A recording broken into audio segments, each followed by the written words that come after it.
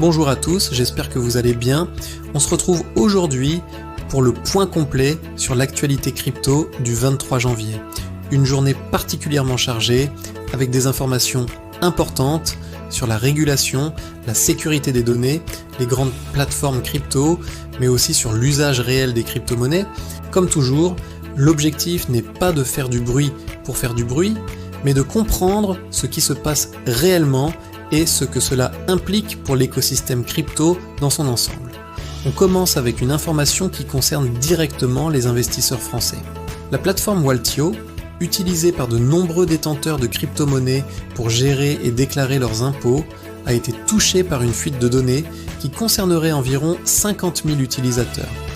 Même si tous les détails n'ont pas encore été rendus publics, il est question de données personnelles et potentiellement d'informations liées à l'activité crypto des utilisateurs.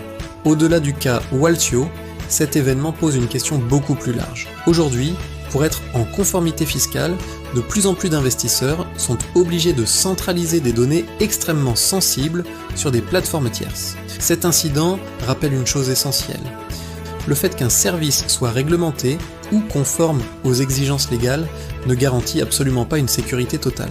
La centralisation des données reste un point de fragilité majeur dans l'écosystème. On continue avec Binance, qui envisage de relancer le trading d'actions 4 ans après avoir abandonné ce service sous la pression des régulateurs. Ce retour n'est pas anodin. Il montre clairement que Binance ne souhaite pas rester uniquement un exchange crypto, mais cherche à devenir une plateforme financière globale capable de proposer aussi bien des produits crypto que des actifs financiers traditionnels. Le contexte reste pourtant très délicat pour Binance, qui continue d'évoluer sous une surveillance réglementaire importante. Mais ce mouvement envoie un message clair au marché. Binance ne se replie pas. Binance cherche à s'étendre et à s'intégrer davantage au système financier global. Autre information très importante du jour, Grayscale a déposé un formulaire S1 auprès de la SEC afin d'enregistrer un ETF basé sur le BNB. C'est un signal fort, car après les ETF Bitcoin et Ethereum, on voit désormais des gestionnaires d'actifs tenter d'aller plus loin sur des altcoins majeurs. Le BNB est un cas particulièrement sensible, puisqu'il est directement lié à l'écosystème Binance. Il faut bien comprendre qu'un dépôt de dossier ne signifie pas une approbation, mais ce type d'initiative montre que les acteurs institutionnels testent désormais jusqu'où la régulation américaine est prête à aller.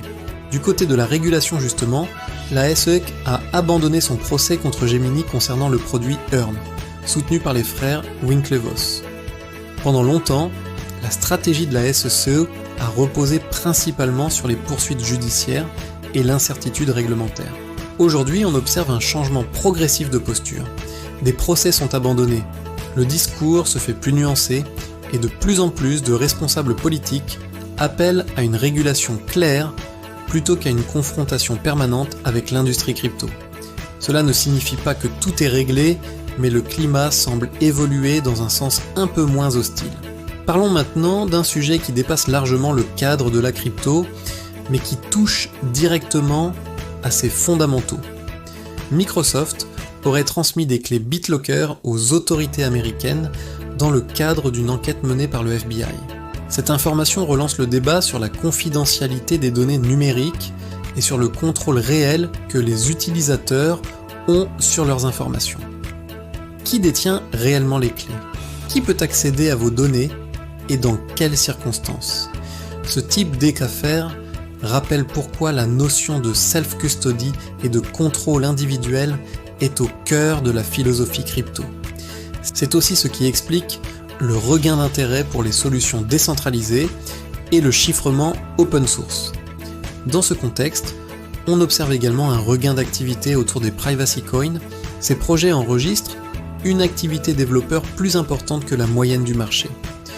Dans un environnement marqué par une surveillance accrue, le KYC généralisé et le traçage des flux financiers, la question de la confidentialité revient naturellement au premier plan.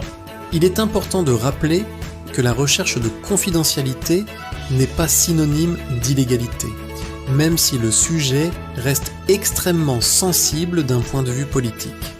on termine avec une statistique qui permet de remettre certaines choses en perspective. L'an dernier, les stablecoins ont déplacé environ 35 trillions de dollars. Pourtant, seulement 1% de ce volume aurait servi à des paiements dans le monde réel. Cela montre que, pour l'instant, les stablecoins sont principalement utilisés comme outils de trading, de liquidité et de transfert entre plateformes. L'idée d'une utilisation massive comme moyen de paiement quotidien est toujours présente, mais l'adoption réelle reste encore limitée. Si on prend un peu de recul sur l'ensemble de ces informations, plusieurs tendances se dégagent clairement. La régulation devient plus stratégique et moins uniquement punitive. Les grands acteurs crypto cherchent à se professionnaliser et à s'intégrer davantage au système financier traditionnel.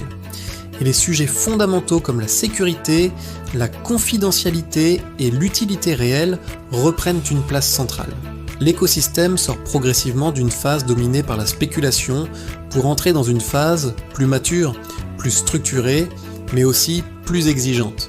Pour conclure, l'actualité crypto de ce 23 janvier montre que le secteur continue d'évoluer rapidement, parfois de manière brutale, mais avec une direction de plus en plus claire.